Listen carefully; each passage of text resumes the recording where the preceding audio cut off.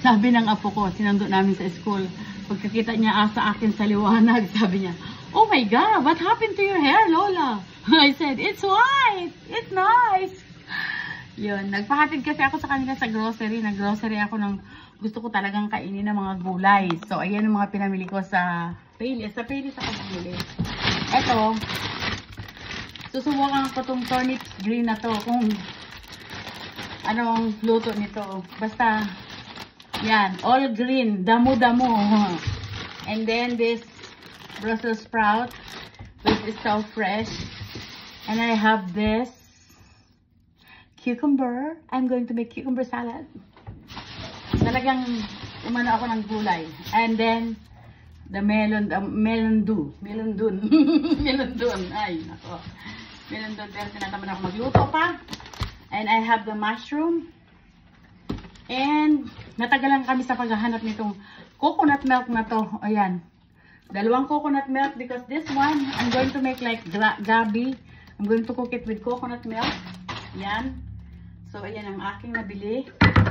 And then, I cannot live without sugar, brown sugar. I don't want to use white sugar. So, I got the brown sugar one. Then, I have Mila. I've been with Mila in the grocery.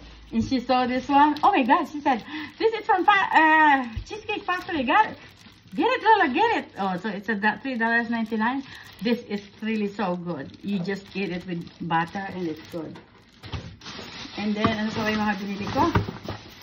At hindi mawawala ang aking green tea. I cannot live a day without my green tea. And I'm going to try this new green tea. It has turmeric and then ginger. It's good for your health. And my granddaughter says she wants this. I'm going to make her jello. And of course, I have this all kind, nagsawa ako sa fish. So I have this all kind of canned fish. I have this mackerel. And I have this chicken sea sardines with tomato sauce, I think, yeah. And this is only so cheap. This sardines and soybeans oils is only $1 per piece. So I just got these 2 pieces.